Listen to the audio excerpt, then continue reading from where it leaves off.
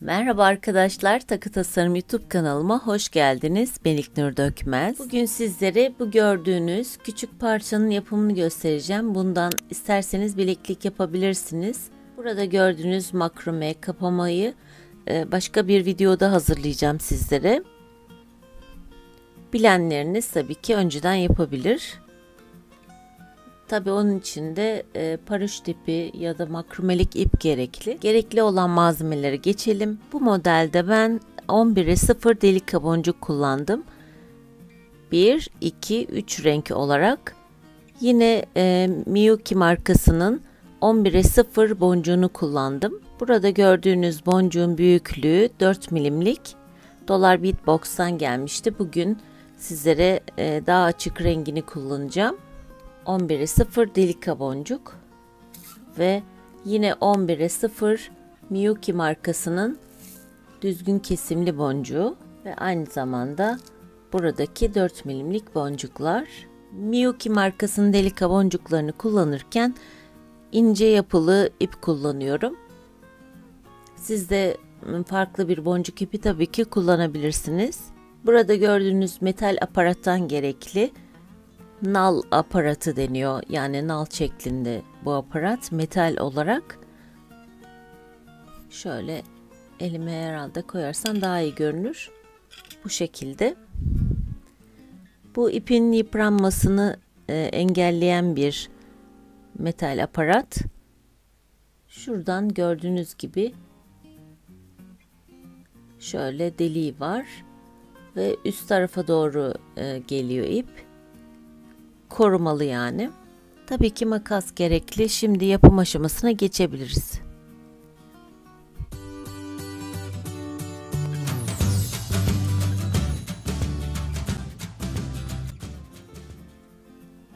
İğneme bir tane stop boncuğu takıyorum.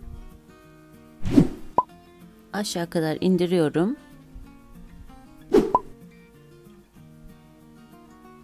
Buradan içinden bir ya da iki defa geçeceğiz.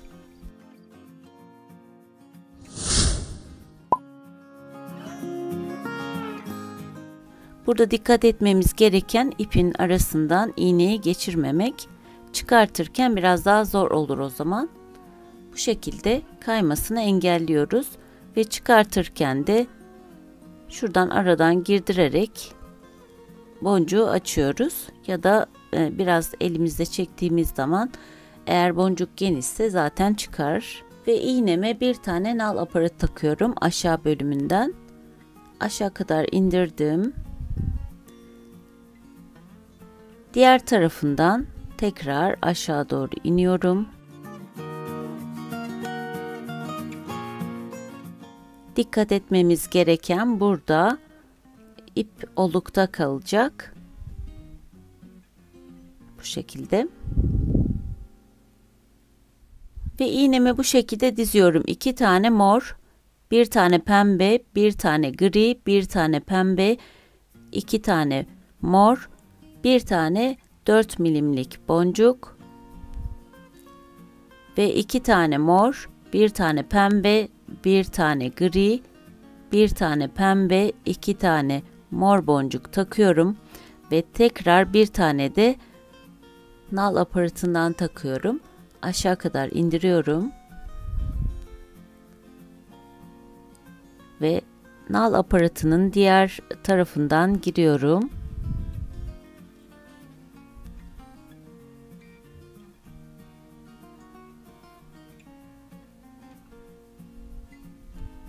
İlk başta biraz bol olabilir. Bu sorun değil. Sonra zamanla o bolluğu çekerek alacağız. Burada peyote dikiş tekniğini yapacağız. Eğer peyote dikiş tekniğini bilmiyorsanız kanalımda birçok videosu mevcut. Oradan da öğrenebilirsiniz ya da sağ üst köşede çıkan linke tıklayarak oradan da öğrenebilirsiniz. Şimdi buradayız. Bir tane delika boncuk iğneme takıyorum ve burada bir tane delika boncuk atlıyorum ve ikincisine giriyorum. Bir tane mor renkli taktık. Şöyle.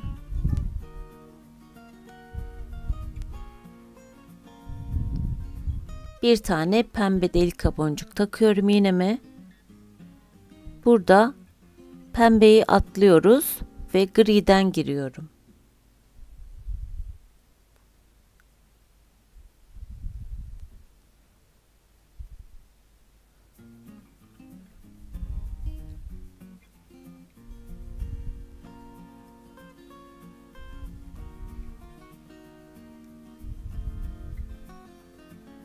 Ve tekrar bir tane pembe boncuk iğneme takıyorum.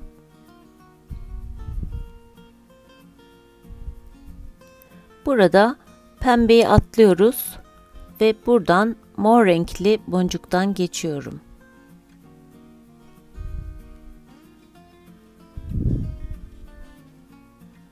Bir tane mor renkli delika boncuk iğneme takıyorum. Burada mor atlıyorum ve buradan geçiyorum. Yani boncuğun içinden geçiyorum. Bu şekilde. Gördüğünüz gibi üst taraf bu şekilde oldu ve alt tarafa da aynısını yapacağız. Tekrar bir tane mor renkli boncuk iğneme takıyorum. Bir tane atlıyorum.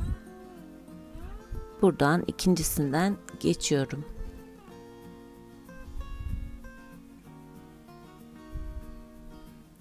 Ve bir tane pembe renkli delika boncuk iğneme takıyorum. Burada pembeyi atlıyoruz ve gri'nin içinden geçiyorum.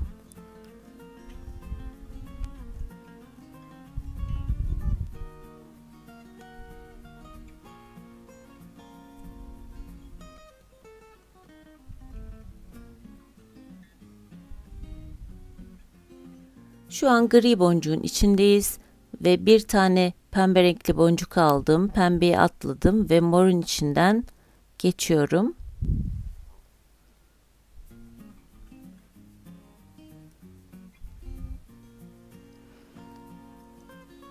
Ve bir tane mor renkli boncuk aldım.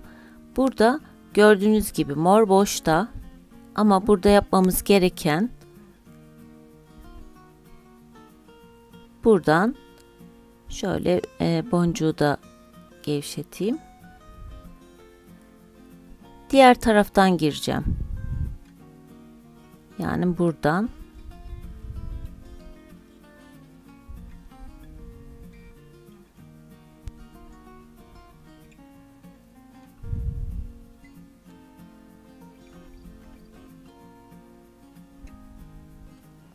Hatta bunu çıkartalım.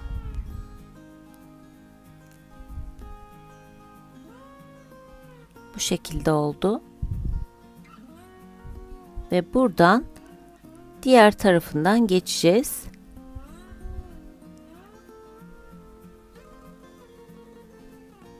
Şöyle bir tane de delika boncuk ilerliyorum. Şöyle göstereyim. Elimde kayıyor. Tabii şöyle elimizde bollukları da alalım.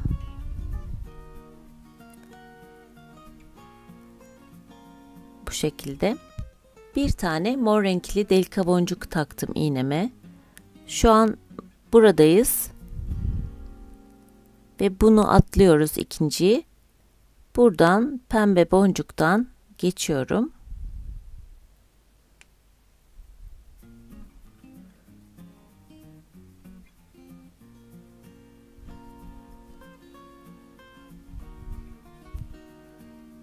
Bu şekilde. Ve bir tane pembe boncuk iğnemi aldım. Buradan hemen boşluğu dolduruyoruz. Ve burada çiçek oluşmaya başladı.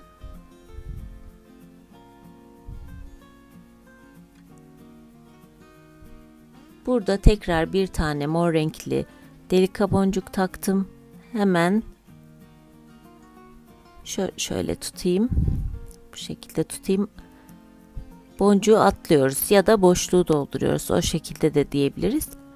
Ve buradan delika boncuğun içinden 4 milimlik boncuğun içinden ve ilk delika boncuğun içinden geçiyorum. Umarım rahat görebiliyorsunuzdur.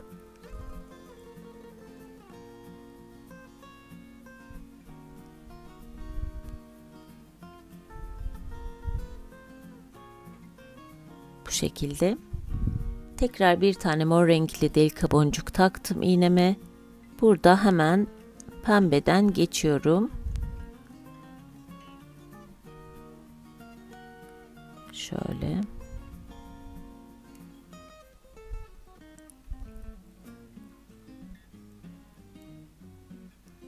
Ben yaparken tabii ki daha kolay ama gösterirken biraz daha zor oluyor. Kayıyor elimden. Bir tane pembe renkli boncuk takıyorum iğneme. Ve burada boşluğu dolduruyorum. Ya da bir tane atlıyoruz dediğim gibi. Bu şekilde. İpim şu an burada ve diğer taraftan girdim ve ilk delika boncuktan da geçiyorum.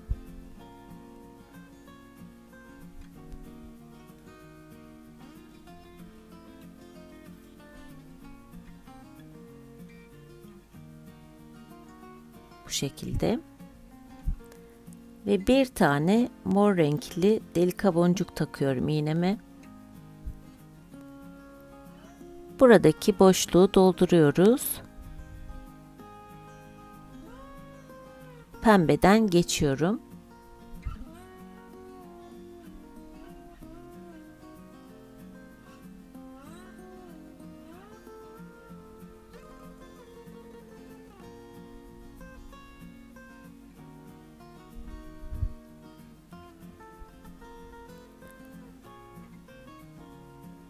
Burada çiçeğin diğer tarafını tamamlayacağım.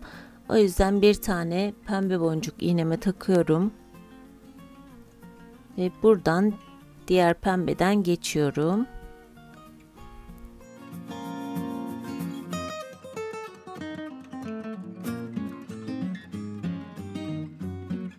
Ve bir tane delika boncuk iğneme taktım. Burada atlıyoruz. Yani boşluğu dolduruyorum. Delikadan geçtim. Buradan nal aparatından da geçiyorum.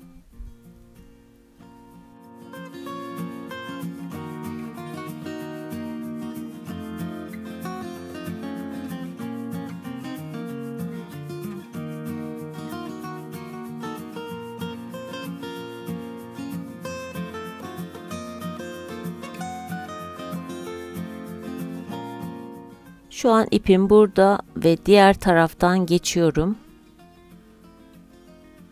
1 ve 2 tane delika boncuktan aynı anda geçiyorum.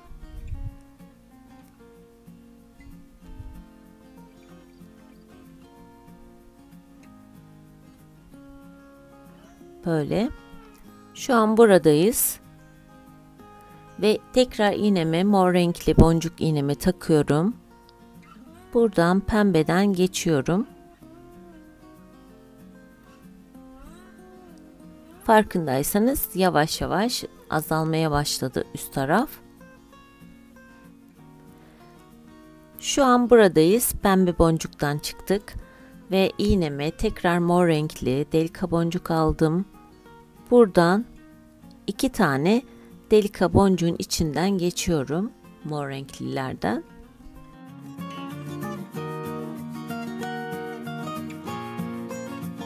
Artık burada boncukların sayısı azalmaya başlıyor ve burada boncuğun üzerine, buradaki 4 milimlik boncuğun üzerine 3 tane 11'e 0 yuvarlak kesimli gri boncuk taktım. Buradan 2 tane mor renkli boncuğun içinden geçeceğim. Şöyle.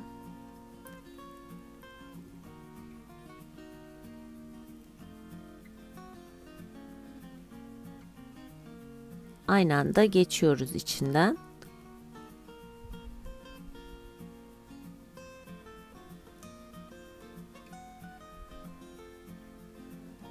Bu şekilde. Tekrar bir tane mor renkli boncuk taktım. Pembenin içinden geçiyorum.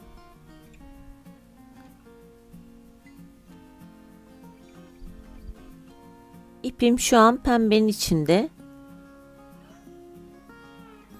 Ve bir tane mor renkli boncuk iğneme taktım. Burada yapmam gereken sadece 2 tane boncuktan geçeceğim. Eğer yeriniz varsa tabii ki nalın içinden geçebilirsiniz ama şu görüntü beni biraz rahatsız etti gibi, o yüzden oradan geçip arayı kapatmayı düşünüyorum. Şöyle ve buradan 2 tane boncuktan tekrardan diğer tarafa geçiyorum. Biraz daha kapanmış oldu. Tekrar mor renkli boncuk iğnemi takıyorum. Burada pembenin üzerine, yani pembenin üzerini dolduruyoruz. Karşı tarafa geçmiş olduk. Tekrar bir tane mor renkli boncuk iğnemi takıyorum. Buradan 2 tane mor rengin içinden geçiyorum.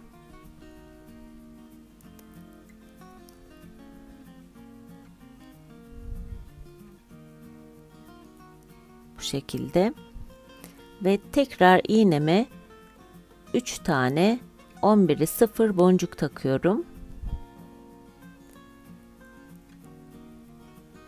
Buradan hemen karşı taraftaki 2 tane mor renkli boncuğun içinden geçeceğim.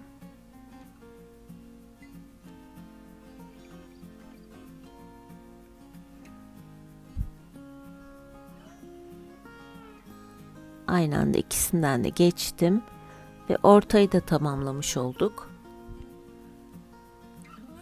Şimdi yapmam gereken, burada da 2 tane eflatun ekleyeceğim ve bu sırayı bitireceğiz.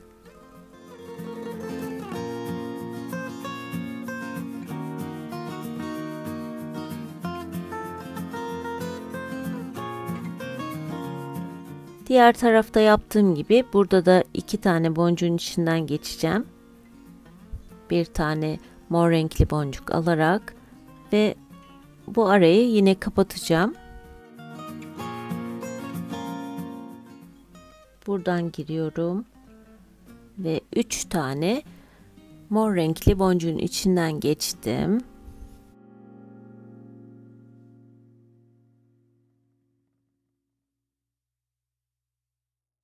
Ve bir tane mor renkli boncuk iğneme taktım. Buradan 3 tane mor renkli boncuğun içinden ve buradan mavi boncuğun içinden de geçiyorum. Şöyle karşı taraftan çıkıyorum.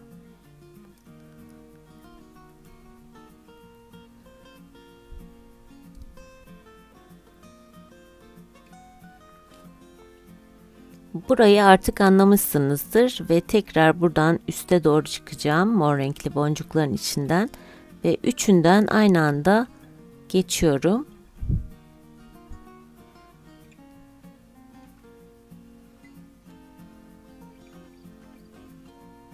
Burada tekrar bir tane mor renkli boncuk iğneme taktım. Eğer yeriniz varsa üçünden geçebilirsiniz ya da ikisinden de geçebilirsiniz. Aşağı doğru inebilirsiniz tekrar. Ve buradan tekrar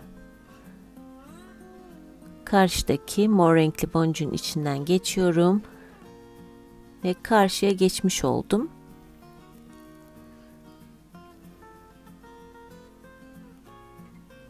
Ve bir tane mor renkli boncuk aldım. Buradan mor renkli boncukların içinden devam edip eğer yeriniz varsa mavi boncuğun içinden de geçebilirsiniz ya da buradaki 3 boncuğun içinden de geçebilirsiniz. Bu sefer öyle yapabiliriz. Burada delika boncukların içinden geçiyorum. Üçünden.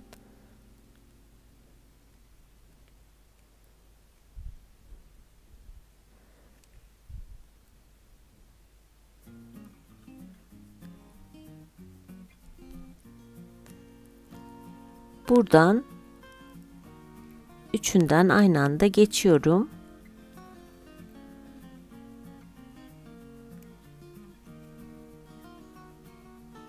Ve buradan Tekrar delika boncukların içinden geçip yukarı doğru çıkacağım.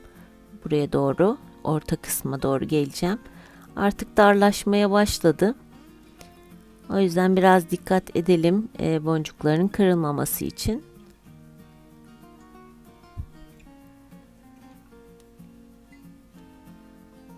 Bu şekilde. Ve bir tane mor renkli boncuk aldım.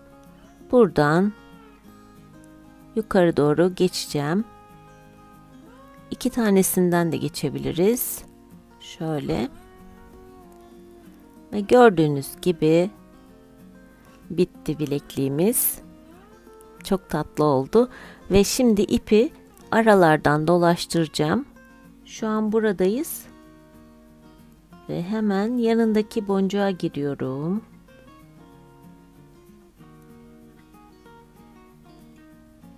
Tekrar buradaki pembeden de geçiyorum.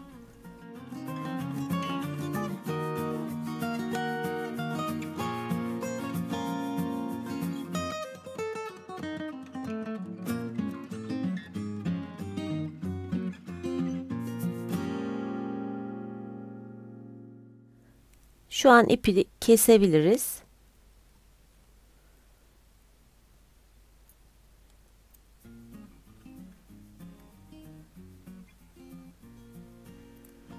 Eğer bu ipiniz uzunsa içinden dolaştırabilirsiniz bu ipi de. Ama ben gerek duymuyorum şu an. Evet, gördüğünüz gibi bu şekilde oldu. Ve bitti. Ve önceki yaptığımda böyleydi. Tabi istediğiniz rengi yapabilirsiniz. Bu kız çocukları için çok tatlı oldu. Bunu da erkek çocuklarına kullanabiliriz ya da büyükler de kullanabilir. Yani ince bir bileklik sevenler. Ben seviyorum mesela küçük parçaları. Bu kolumda gördüğünüz gibi yapılabilir. Gördüğünüz gibi burada kapamayı da bu şekilde yaptım. Buradan ipi geçirip makrome örebilirsiniz. Ama önümüzdeki videolarda onu da gösterebilirim. Umarım bu parçaları beğenmişsinizdir. Bir sonraki videoda görüşmek üzere. Sevgiyle kalın, sağlıcakla kalın, hoşça kalın.